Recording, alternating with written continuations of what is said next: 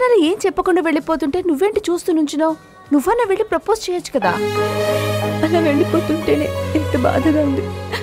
నేను ప్రపోజ్ చేశాక నువ్వు అని చెప్తే నేను తట్టుకోలేనమ్మా. అయినా తను ఎందుకు వచ్చాడో తెలిసాక నేను ఎలా ప్రపోజ్ చేయనమ్మా.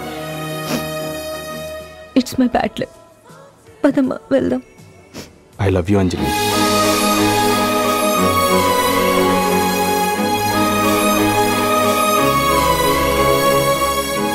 నేను చాలా లవ్ స్టోరీలు డైరెక్ట్ చేశాను, కానీ నా లవ్ విషయానికి వచ్చేసరికి మాటలు రాలేదు. ఇప్పుడు నీ మనసులో ఏముందో తెలిసాక ఇప్పుడు నిజం చెప్తున్నాను. నేను వచ్చిన బ్రేస్లెట్ కోసం కాదు, నీకోసమే.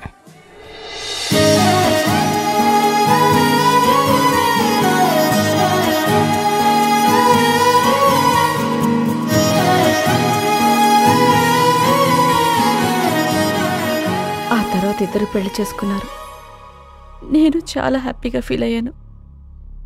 కానీ పెళ్ళై 3 ఏళ్ళు కాకుండానే మా అమ్మ ఇంత దారుణంగా.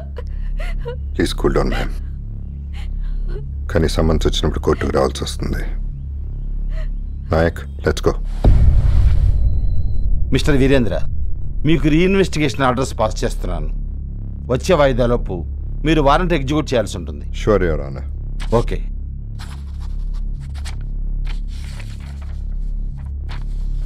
Thank you your honour.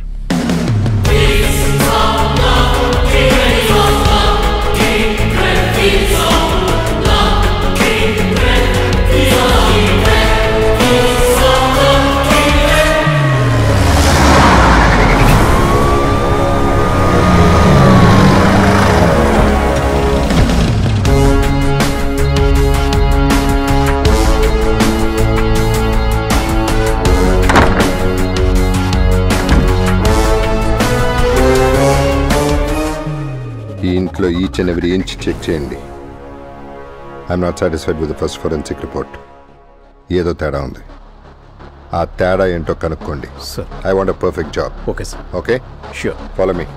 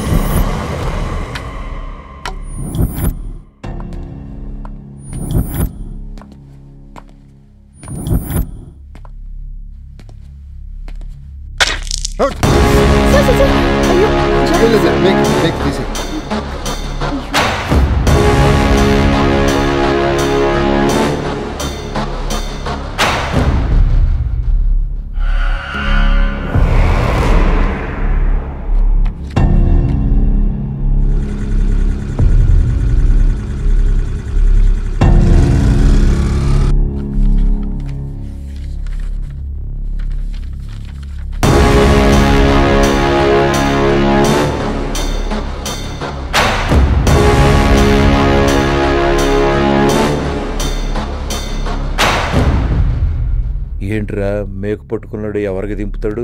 మీకే దింపుతారు అనుకుంటా సార్. ఫైల్స్ నేను రిక్వెస్ట్ చేయండి. వారిని అబ్బా. Yes proceed. Your honour, court order ప్రకారం సిద్ధార్థ్ అనే ముద్దాయిని జ్యుడిషియల్ కస్టడీలో విచారించడం జరిగింది. ఆ తర్వాత స్వయంగా నేను సీన్ ఆఫ్ అఫెన్స్కి వెళ్ళాక ముద్దాయి గురించి ఒక నిజం తెలిసింది. కోర్టుగా నిజం తెలియాలంటే నేను కొంతమందిని ఎగ్జామిన్ చేయాలనుకుంటున్నాను. Yes you can.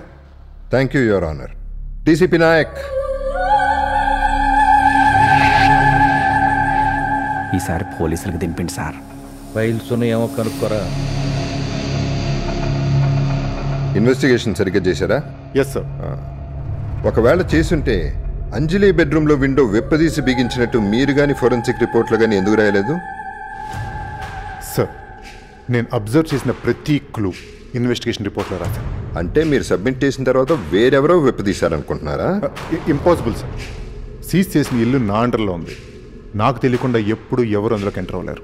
దెన్ మీరిచ్చిన రిపోర్టు, ఫోరెన్సిక్ ఇచ్చిన రిపోర్ట్ రెండు తప్పు. Please note this point your honour. Sir, నా ఎన్నేళ్ల సర్వీస్లో ఓ ఫోరెన్సిక్ ఎక్స్పర్ట్గా నేను ఏ తప్పు చేయలేదు. నేను మీతో మాట్లాడలేదు. క్లూస్ టీమ్ లీడ్ చేసిన డీసీపీని అడుగుతున్నాను. సార్, ఇలా పబ్లిక్ తరఫున వాదించాల్సిన ప్రాసిక్యూటర్ అక్యూజ్ తరఫున వాదించడం రైట్ కాదు sir. This is against the professional ethics. As per the request of Mr. Virendra, the panel of this court allowed him to argue on behalf of the accused. Thank you your honour. చెప్పండి, ఈ mistake ఎలా జరిగిందో చెప్పండి. Mistake మీరు చెప్పలేరు. ఈ evidence నేను కోర్టుకి తర్వాత సబ్మిట్ చేస్తాను. పెళ్లి తర్వాత మీ అమ్మాయికి అల్లుడికి ఏమైనా ఇష్యూస్ ఉండేవా? లేదు, వాళ్ళు చాలా సంతోషంగా ఉండేవాళ్ళు. మరి అలాంటప్పుడు మీ అల్లుడి మీద కంప్లైంట్ ఎందుకు ఇచ్చారు? అతని మీద మీకు ఏమైనా అనుమానమా? లేదండి, అలా కంప్లైంట్ చేస్తే అసలు నేరస్తుడు ఎవరో బయటపడతారని డీసీపీ గారు చెప్పారు.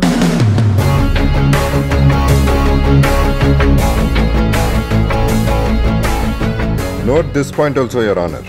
అలాగని నా కూతుర్ని చంపే అవసరం కూడా ఎవరికి లేదండి. ఎవ్వరికీ లేదా?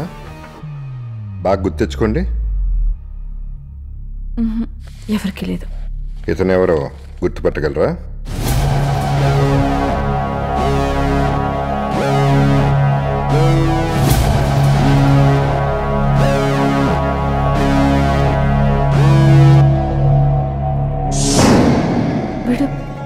వీడి పేరు మున్నా.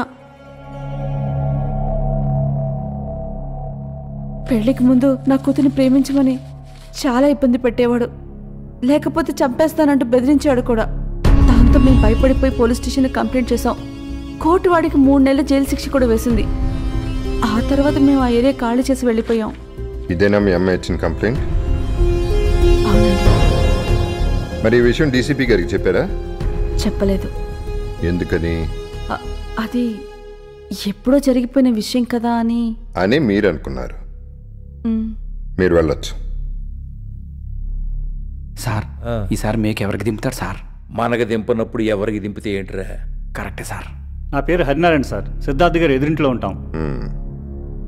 ఈ సీసీ ఫుటేజ్లో ఉన్న వ్యక్తిని గుర్తుపట్టగలరా? ఇతను కార్పెంటర్ సార్. హత్య జరగడానికి 4 రోజుల ముందు ఇతను మా ఇంటికి వచ్చాడు సార్. అదే టైంకి అంజలి మా ఇంటికి వచ్చింది.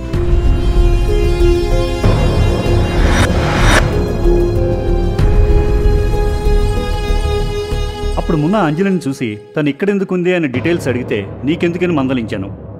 పని అయిపోయాక డబ్బులు అడిగితే వారం తర్వాత వచ్చి తీసుకోమని చెప్పాను. ఆ రోజు సాయంత్రం 5ంటికే మేము ఫంక్షన్కి వెళ్ళిపోయాం sir. Thank you. You can go. Mister Virendra, మున్నాకి కార్పెంటర్కి ఈ కేసుకి ఏంటి సంబంధం? ఉంది యువర్ ఆనర్. హరినారాయణ ఇంటికి వచ్చిన కార్పెంటర్ గతంలో అంజలిని చంపుతాను బెదిరించిన మున్న ఇద్దరు ఒకరే.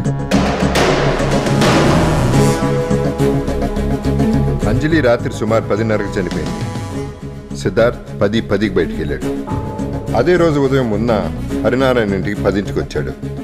అక్కడే తను లవ్ చేసిన అంజలిని చూశాడు. అంజలి వల్ల తను జైలుకి వెళ్ళాడనే కక్షతో రగిలిపోయాడు. అందుకే 5ంటికి వెళ్ళిపోయిన మున్న కాలనీలోకి తిరిగి 7ంటికి వచ్చాడు. సిద్ధార్థ్ బయటికి వెళ్ళే వరకు వెయిట్ చేశాడు.